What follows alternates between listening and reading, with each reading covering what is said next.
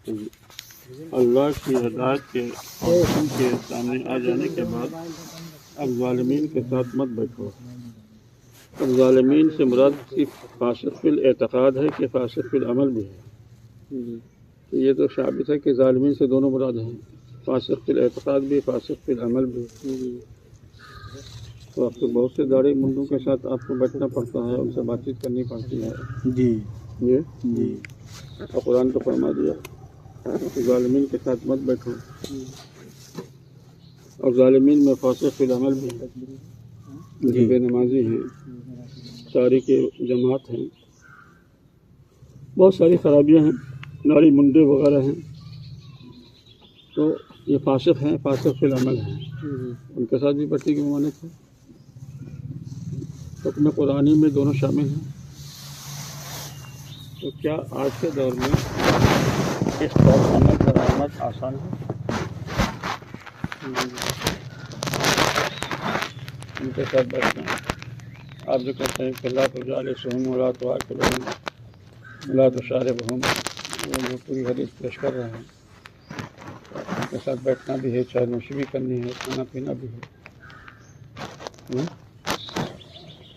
تو قوم ظالمین سے جب مراد عام ہے، فاسق فی الاعتقاد تو ہے ہی ہے، لیکن فاسق فی العمل بھی اس میں شامل ہے، اس سے تو یہ اعتراض مشکل ہے۔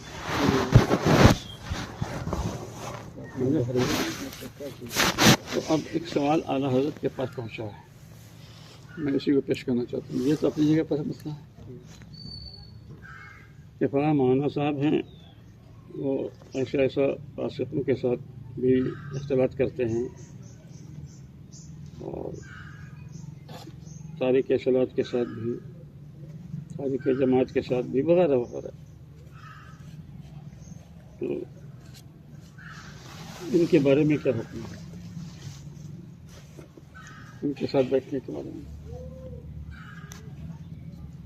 تو کہیں کہ اہل کبائر کے ساتھ اختلاط کے سلسلے میں علماء کا اختلاف ہے۔ دیکھیے گا، اور یہ اس عالم دین کی ثوابدید پر ہے کہ اگر وہ مناسب سمجھتا ہے تو بیٹھ سکتا ہے، نہیں تو نہیں بیٹھ سکتا ہے، لیکن اس پر کوئی گفتگو نہیں ہے۔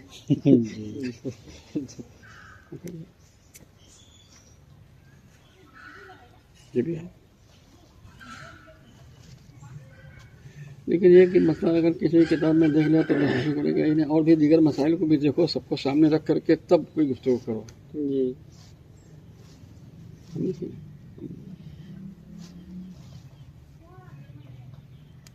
یہ نہیں ہوتا ہے، میں وہ اختلاف ہے، جب اختلاف ہو گیا تو اب اس میں شدت آپ کو نہیں برتنی چاہیے، مگر لوگ اس میں بھی شدت میں آ جاتے ہیں۔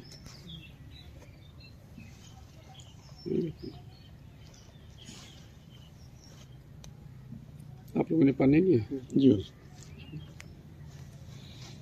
آج کا جو دور ہے، میرے کہنے کا خلاصہ یہ ہے کہ آج کے دور میں اتنی شدت وہ مسئلہ جو اختلافی ہو اس میں نہیں بڑھتی ہے، ہاں اجماعی ہی مسئلے پر آپ گفتگو کریں۔ خواص کا حکم الگ ہوتا ہے، عوام کا حکم الگ ہے۔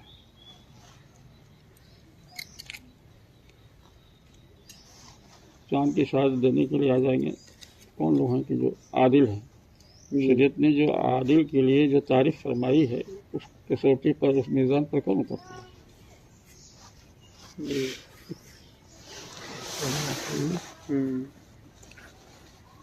خالی داڑھی سے ہو جائے گا؟ جی، ایک داڑھی ہی عدالت کی گواہی دینے کے لیے؟ خالی ابھی وہ دیکھتے ہیں کہ بھائی فاسق مولن نہ ہو، اس کے لیے صرف داڑھی ہی کو سمجھتے ہیں کہ اسی سے فسق کا لینا ہوتا ہے، اعلان ہوتا ہے۔ وہ اس کا اعلانیہ ہے، نماز نہیں پڑھتا ہے۔ اپنی نہیں وہ عام دوسری جگہ میں جو ہے وہ اعلانیہ مفتی فاسق نہیں شیخ ہونا۔ الحق صاحب نائب مفتی اعظم ہند ایک زمانے دراز تک رہے، بیری دارالفتہ میں رہے، مفتی اعظم ہند کی زیر اہتمام فتویٰ نویسی کا کام انجام دیا۔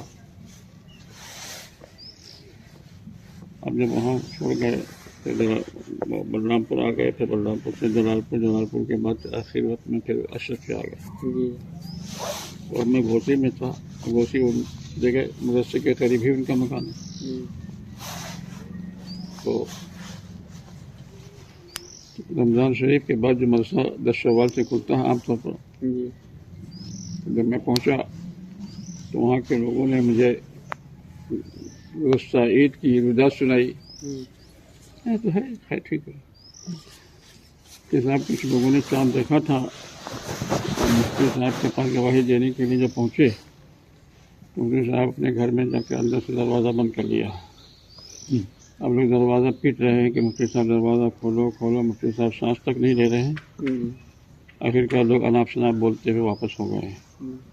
تو یہ مفتی صاحب نے اس دفعہ جو ہے گواہی دینے والوں کی گواہی کے سلسلے میں انہوں نے فوراً ہی دروازہ بند کر دیا. یہ واقعہ سنایا جن ان لوگوں کی گواہی نہیں لی. پھر میں پہنچا تھا تو ان کا معمول تھا کہ کیونکہ جلال پور میں ایک ساتھ پڑھنے پڑھانے کا مشورہ رہا، وہ بھی تھے ہم بھی تھے اور پہلے سے بھی. وہ جب گھر پہنچتے تھے تو ہم سے بھی ملاقات کے لیے آ جاتے تھے مدرسے میں میرے روم میں. تو میں نے تفریحاً اس سے کہا کہ میں تو آپ کو بہت ہی بے باک اور نیڈر مفتی سمجھتا تھا، مگر یہاں آنے کے بعد اب کی دفعہ مجھے یہ رپورٹ ملی تو مجھے یہ معلوم ہوا کہ آپ بہت بزدل نکلے. کیا بات ہے؟ میں نے کہا کہ یہ ڈر کے مارے آپ نے گھر کا دروازہ بند کر دیا، اب لوگ دروازہ پیٹ رہے ہیں آپ کھول نہیں رہے تو بزدلی تو ہے.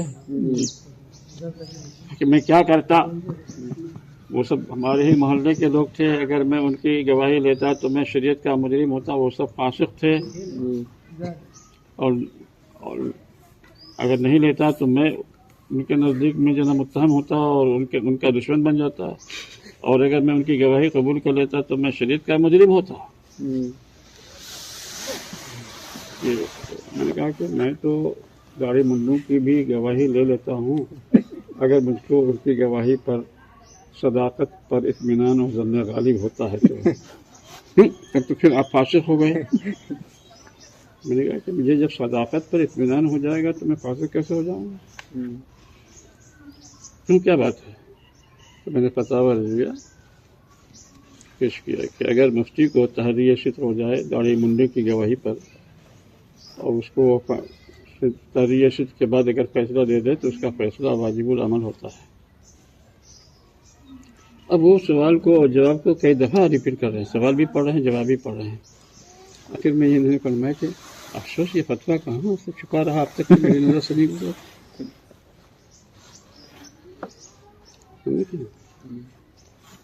تو فاسق کی گواہی پر بھی اگر مفتی کو تحریر شطر ہو جائے اور اس کی گواہی قبول کر کے وہ فیصلہ دے گا تو وہ فیصلہ واجب العمل ہوگا.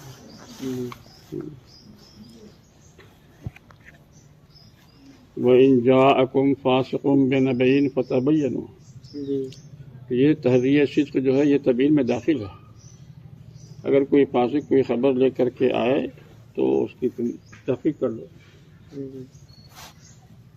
سمجھے کہ تحقیق یہی ہے کہ ہم دیکھتے ہیں کہ ایک آدمی داڑھی منڈا ضرور ہے لیکن یہ بول چال میں یا گفتگو معاملات میں 3-5 والا چیٹنگ باز یا فرادی نہیں ہے، صادق القول ہے. جی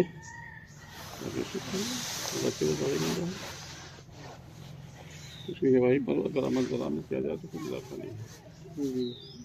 تو دوسرے سال پھر مفتی صاحب نے اسی فتوے کے سامنے میں پھر داڑھی منڈوں کی بھی گواہی پر فیصلہ دے دیا ہے.